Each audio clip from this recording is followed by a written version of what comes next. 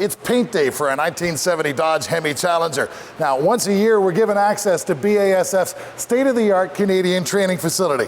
What a perfect time to lay on the plum crazy purple and the variant clear coats that legendary Motorcar typically uses. Well, when Greg Highland gets ready to paint, you know that he's ready in terms of preparation.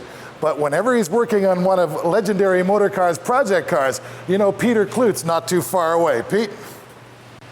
Well, it looks like they let Tom loose here in the matching facility, and I think his skill leaves a little left to be desired. But on a serious note, before we paint a car, especially in base clear, there's a lot of hours that go into it. What we spend is probably 200 to 300 hours blocking out the car, making sure it is dead straight. Then we use a color build primer. That color build primer is actually tinted to the color that we're going to paint the car. That way, if there's any stone chips or anything like that, it won't show through as easily as if you had a black or a green or a yellow sort of primer. One of the other reasons you use the color build is it takes actually less base to cover it. Now, that's a fallacy. Some people think that you have to put on 5 or 6 coats of base to get a really good paint job. What you need is coverage. You want to make sure that it's even everywhere. You want to make sure that there's no highlights, and you want to make sure that all the edges are covered. And then what you do is do a drop coat. You ever seen those metallic paint jobs where it looks blotchy or it looks streaky? That's because the guy didn't drop the metallic. And in the paint, there's actually little tiny metal flakes that have to drop evenly for that perfect look.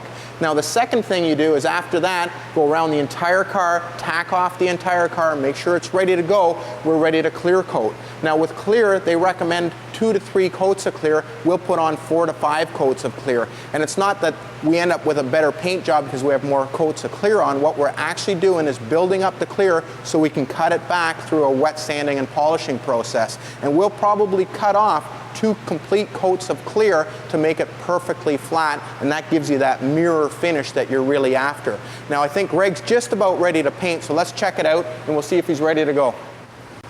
Hey Greg, all set to go? Yeah, clear's all mixed up. I'm just gonna put her in the gun, and away we go. Good.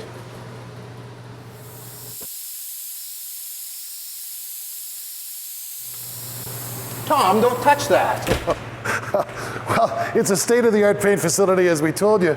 But the thing is, Peter, is that I'm looking at all this. I don't really understand it. What's the deal here? This is actually the control panel for the downdraft booth and the heating system. And what you've got is a couple different cycles. The spraying cycle, we got the temperature set at just about 70 degrees. Spraying meaning the temperature that's in there now. While he's painting. Okay. Right? And then you've got a drying cycle, which is actually turned up way too hot. This is actually for a production deal. We want it back down to around 80. All right. That was my fault.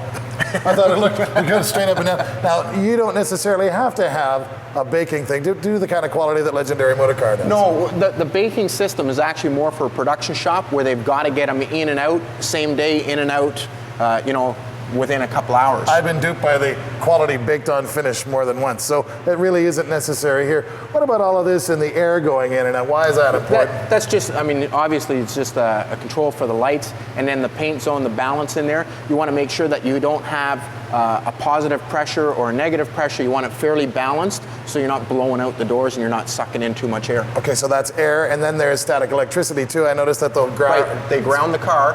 All right, and you make sure, and that's actually more of a safety thing because you can have almost spontaneous combustion in there and have the whole thing go up. How's Greg doing back there? He's just spraying his first coat, and it's coming on nicely, and then he'll be out to probably answer some questions in between. Well, we do want to get a little bit of time with him. He's sort of world-renowned, but clear coat, I know you mentioned that you're going to put maybe 4 or 5 on. Right. And how long do we have to wait between coats?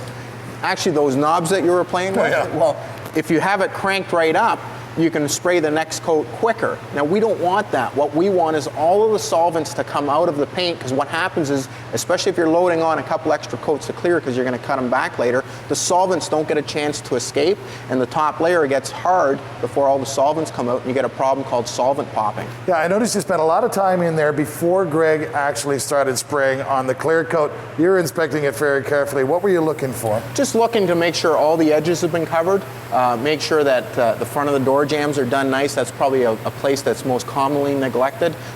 Just make sure that the pattern is nice and even with the metallic so you don't have any blotchiness. So second set of eyes, a more objective set of eyes. Sure, it's judgment day at some point. Can you tell whether you've got a good paint job at that point, or do you have to wait for the whole clear process? No, you'll know that you've got coverage at that point. Now the clear actually is how the paint lays down, and because you're sanding and polishing it, it's nowhere near as important than say a regular paint job because you don't sand and polish it.